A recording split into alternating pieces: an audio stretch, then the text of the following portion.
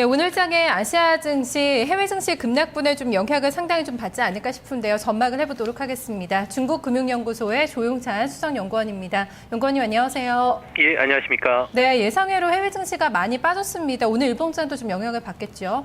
네, 아무리 당연히 그 미국 대선과 관련된 불확실성은 해소됐지만 미국 증시가 급락했고요. 여기에 따라서 엔고가 재현된 데 따라서 5일째 그 약세 흐름을 이어갈 것으로 보여집니다.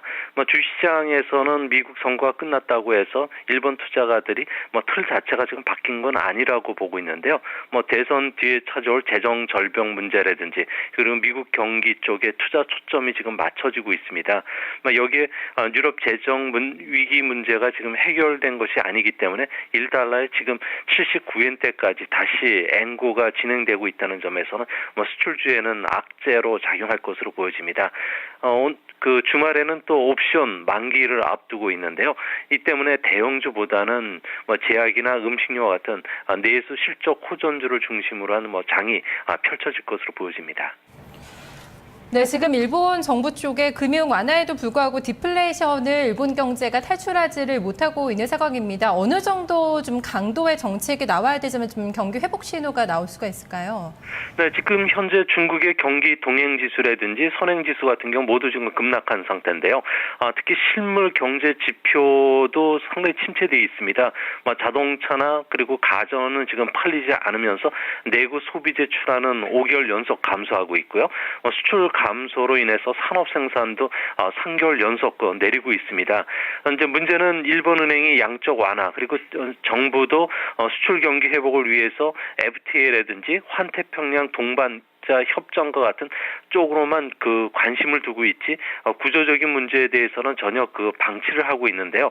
특히 수출 기업들 같은 경우에 그 해외 진출을 하고 또 엔고 그리고 높은 전기료, 법인세뿐만 아니라 각종 규제라는 체제적인 그 모순 문제는 전혀 해결하지를 못하고 있습니다.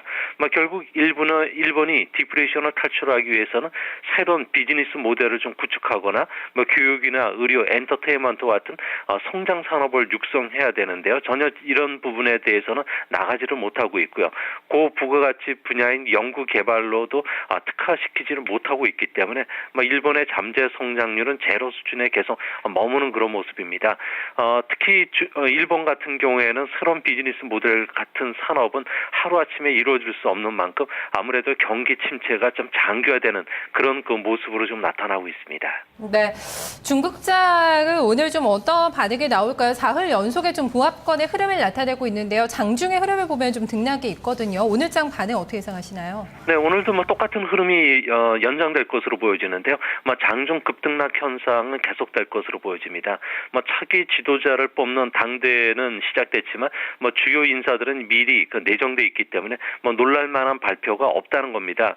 더욱이 부동산 버블 붕괴로 인해서 절강성 내 그 윈조시라든지 일부 지방 정부의 그 재정난이 지금 상당히 심각합니다. 이로 인해서 당대에서는 대형 공공 투자 사업을 꺼내지 못하는 그 입장이기 때문에 이런 부분들이 악재로 작용할 가능성이 높고요.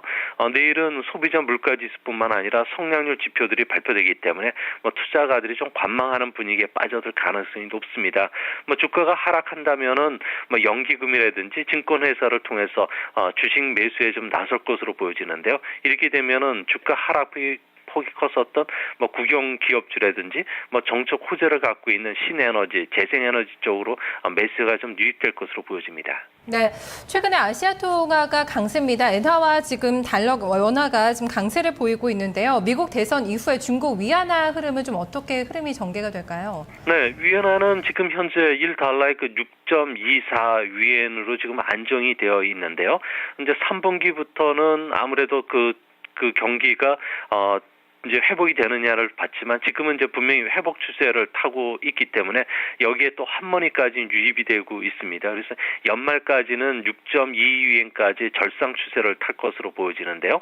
특히 그 일본 같은 경우에는 5년 이내 위엔화의 그 국제화라든지 아시아 채권 시장의 허브를 지향하고 있기 때문에 위엔화의 그 자유 태환제를 좀 준비한다는 입장에서는 아무래도 위엔화 절상 압력은 앞으로 계속되지 않을까 보여집니다. 특히 중국 정부는 일본은 수출 기업들의 구조 조정을 위해서 위엔화 절상을 지금 서서히 추진하고 있기 때문에 아무래도 내년도에 그 미국의 재정 절벽에 대한 부담으로 인해서 위엔화는 내년 말에는 1달러에 5.9위엔까지 절상될 가능성이 높다는 측면에서는 우리나라의 그 대중국 수출과 관련돼서 소비재 업종 쪽이 아무래도 좀 부각이 될 수 있는 그런 모습입니다. 네, 알겠습니다. 연구원님 오늘 분석 잘 들었습니다. 고맙습니다. 네, 감사합니다. 네, 목요일장 아시아 증시를 미리 들여다봤습니다.